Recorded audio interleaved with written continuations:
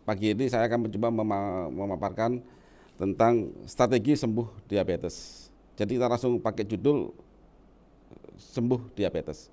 Jadi untuk kesembuhan kita butuh strategi, dan untuk dapat strategi kita butuh ilmu pengetahuan. Joninya pagi ini kita akan belajar dulu hal mendasar, dasar ilmunya bagaimana, kemudian dari situ kita akan bisa bikin strategi. Setelah ada strategi kita akan terapkan. Nanti di endingnya kita ada challenge diabetes 3 bulan sudah bisa sangat membaik, bahkan ada yang bisa sembuh. Namanya, bagaimana sih roadmap dari seseorang dari sejak lahir sampai dia kena diabetes? Nah, kita mulai dari waktu dia masih sehat ya. Kita asumsikan aja dia usia sejak lahir yang 0 tahun sampai kemudian usia 30 tahun. Saya lagi ini adalah studi kasus ya. Contoh ya, asumsi. Jadi pada saat kita dahulu masih sehat, dari Bapak Ibu sekarang yang sedang diabetes, coba diingat-ingat waktu dahulu, waktu masih sehat, badan kan selalu fit ya. Badannya fit, kemudian TG-nya pun akan normal, apapun yang dimakan ya. Waktu lebaran haji makan sate pagi siang malam ya nggak apa-apa gitu. Kemudian asam urat pun normal, makan bubur ayam Bandung pagi siang malam ya nggak apa-apa. Kolesterol pun normal ya, makan banyak pun oke, gula pun normal di sini. Nah, pada saat kita kondisi sehat ini zaman dahulu kala ya, bagi yang sudah kena diabetes, ini pankreas ini santai dan happy, santai dan happy. Ini pankreas. Kemudian hidup berlanjut. Saya asumsikan usia 31 sampai usia mungkin ya 40 tahun. Di sini sebagian dari kita itu masuk ke pre-diabetes tanpa disadari. Jadi pada saat ini badan itu kurang fit. Yang suka harus pijat seminggu sekali, nggak fit itu. Zaman dulu saya pijat setahun sekali gitu kan. Nah sekarang saya harus pijat mungkin 2 minggu sekali gitu. Kemudian TG-nya naik turun. TG naik turun. Jadi TG itu apa? Triglycerid atau lemak ya, lemak darah ya, naik turun. Saya hari ini makan sayur tidak naik, besok saya makan sate kambing kok naik gitu ya. Terus kemudian asam urat pun naik turun. Jadi tidak naik terus, tapi naik turun. Kemudian demikian juga kolesterol ya, naik turun. Tapi tidak bareng-bareng ini. Kadang TG-nya yang naik, kolesterolnya normal.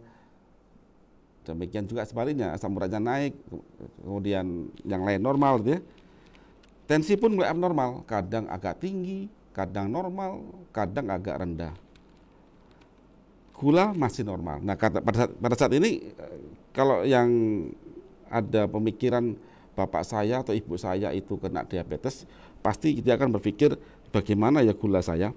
Nah, pada masa pre-diabetes, Bapak Ibu cek gula itu masih normal. Kata orang Jawa, selamat rek, gorong diabetes itu. Tapi lupa dia nggak ngecek kadar insulin dalam darah. Nah, pada saat ini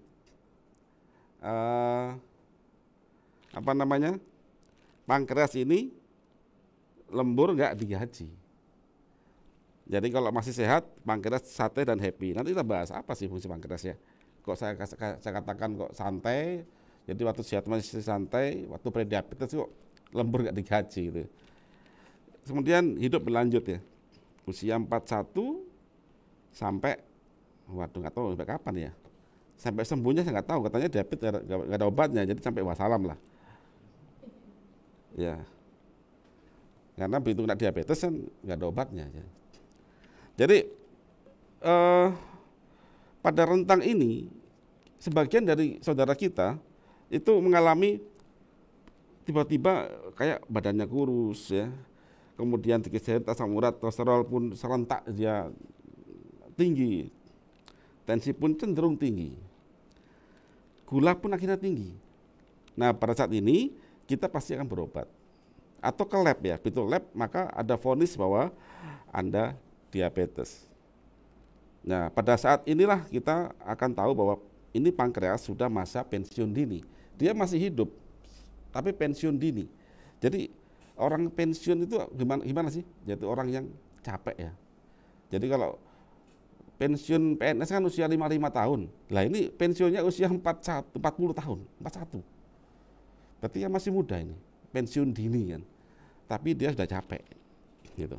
Nah, sekarang coba kita coba sedikit flashback ya. Jadi pankreas ini kok ada santai, kemudian lembur nggak digaji, akhirnya pensiun dini. Artinya pankreas ini kerja dipaksa. Di sini saya kasih sedikit bocoran aja, sedikit prolog aja ya, bahwa pankreas harus bikin insulin. Nah, artinya di sini pankreas waktu masih happy ini dia bikin secukupnya. Kalau pankreas waktu lembur nggak digaji, dia bikin lebih dari seharusnya. Kalau masuk pensiun dini, dia sudah kehabisan kekuatan untuk bikin pankreas. Sudah dihabisin waktu zaman-zaman usia 31 sampai 40 tahun dihabisin sama dia. Harusnya ini sampai usia 100 tahun, tapi sudah dihabisin dalam waktu 10 tahun. Boros ya.